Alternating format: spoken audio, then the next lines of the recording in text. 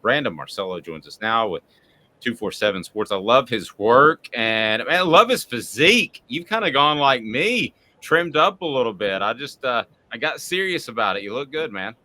Yeah, thanks. Went down about 145, 150 pounds, and now I'm trying to bulk up again. Actually, I'm trying to gain muscle, so been in the weight room quite a bit.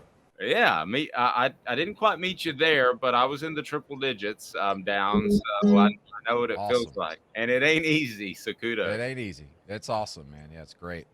So Brandon does a great job. If you haven't followed his work at 247 Sports, I would highly suggest you do so. You can follow him on Twitter at @bmarcello. So, Brandon, we were having the discussion. There are all kinds of things I want to talk to you about in college football, but we were having the discussions of kind of the haves and have-nots. And I got in hot water with some South Carolina fans yesterday because I just thought that that's a program you can never win a national title. Steve Spurrier couldn't do it, and he upgraded facilities and he got people jazzed up for recruiting more than ever before. But I feel like there are some schools in the SEC that just can't win a national title no matter what. What do you think of that assumption from the get? Yeah, I think so in the current format. Now, having said that, I do wonder, when we get to the 12-team playoff, like when do we have our first like kind of Cinderella story in that 12-team field? I think we will at some point there. And so that does open the door potentially for a quote unquote maybe mid-tier to right below mid-tier SEC team that has a great season getting into the playoff and then somehow making a magical run to the national championship game. And I equate that to what TCU did this past season, where, they had 7 comeback victories. They don't win their Big 12 championship. They still get in the playoff, and then they just score points like crazy against Michigan, get to the national championship game, get blown out. But they made it. They made a Cinderella run. But it's very difficult for a program like a South Carolina, which a South Carolina or an Arkansas or an Ole Miss or even Mississippi State, obviously. Like if you were to put together a roster that's got like a star player, superstar, like a quarterback. So, I know I'm going everywhere here, but like look at Mississippi State when they had Dak Prescott and that year that they were number 1 in the college football playoff rankings for like 5 straight weeks. We were all sitting there going, they're not maybe really the number 1 team, but they deserve it. They're undefeated at this point. And sure enough, they kind of fell apart down the stretch. And that's because they didn't have the depth of superstar talent. They had a superstar quarterback, some really good talent up front on the defense, but they didn't have the depth to withstand injuries. And then also going against some of the other big boys, like in Alabama later that season, where you're not going to be fresh in the fourth quarter of those games because of that. And so in the end, talent wins, depth wins, and a program like South Carolina, or as I just mentioned, Mississippi State, that's just not going to happen unless you have a magical run like TCU where you just have 7 comeback victories and you've got this moxie about you and some veteran leadership to go along with, a couple of superstars, but you just don't have the depth to really get it done in the end. Well, and I know that everybody is chasing that superstar, and Florida did to shift gears a little bit. Man, the Jaden Rashad, and I covered recruiting for a long time, and there were some cardinal sins. You don't pull a scholarship. Now all this has changed, but you wouldn't pull a scholarship from a player just because he didn't develop as much as senior year. You wouldn't boot a player off of your roster, which we know happens hourly, if definitely daily. Those things weren't done because you would build this bad reputation. I think that's been replaced by what happened in Florida with Jaden Rashad. Kid shows up and you can't pay the dude.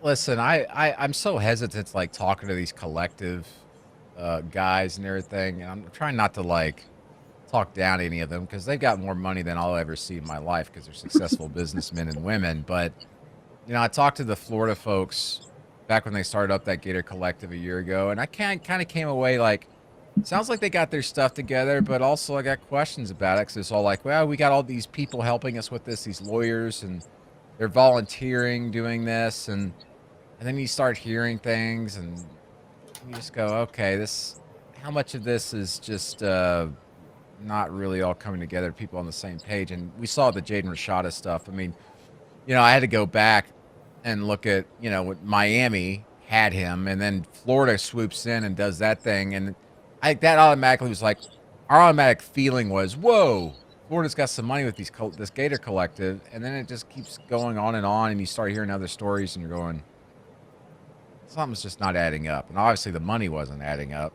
And then there's little things you got to look at, like for cracks in the foundation. Like, after those interviews I did where it's just like, yeah, we got all these people volunteering. And I was like, how many people you got? Yeah. And they just start, it almost sounds like you're just making up numbers, or you're, you're bloating numbers when you're talking about things. And then you look at, I hate saying this, but you look at little things like an announcement graphic they put up on Twitter. Like there's one recently that they put up that looks like it was made by an elementary school kid using Microsoft Paint and a free trial version of Photoshop. I mean, if you can't put together like a really nice graphic for a 6-figure deal or whatever you're doing with a star athlete on your football program, something's wrong. So I don't know. Listen, the good thing is that these kids are getting paid. I hope they're getting paid. Some of them aren't getting paid. And I'm not just talking about Florida. I'm not talking about elsewhere. This is not just a Florida thing. Florida is getting under the microscope right now because it was such a huge deal, the $13 million deal. But there's kids all across the country that are not getting what they were promised, whether it's a small deal or a medium range deal or whatever. So, but I think this is a story that kids and their agents and their representatives need to learn from. That, hey, make sure you got this stuff in writing. Make sure it's ironclad before you start making decisions or just, rescinding your commitment to other schools. And even so, make sure you got probably a good lawyer on retainer too, because sometimes they're going to try and skimp out on the deal. Wow, I get that. I want Caleb to jump in here, but I was doing the best I could to pass Spanish 2 when I was 18, much less getting a lawyer on retainer. Yeah. You better have some really great parents and a good system around you. And of course, these kids now, even before all this, we talk about the uncles. They were always kind of gravitating to the kid going, hey, I'll help you out and I'll run things for you and help you make decisions. You just got to have good people around you to help you with that. Because I mean, these kids aren't the ones sitting there going, Caleb Williams isn't sitting there going, he's got a business mind of going, okay, well, I've got 3 lawyers in my life that I grew up with. Like, no, you're 19, 20 years old. The smartest guy is, maybe a junior in your, as you said, maybe your Spanish class there at USC. You got to have good people, good adults around you with, good heads on their shoulders. Brandon, before I get to my question, I just want to contradict one thing you said, which is I've covered enough boosters, particularly related to Tennessee, that I don't think being a rich, successful businessman always correlates to intelligence. I know a lot of really dumb rich people. And oh, yeah. So I just wanted to throw that. I would actually venture to say the IQ of wealthy people might be lower than the IQ of middle-class people and poor people in this country.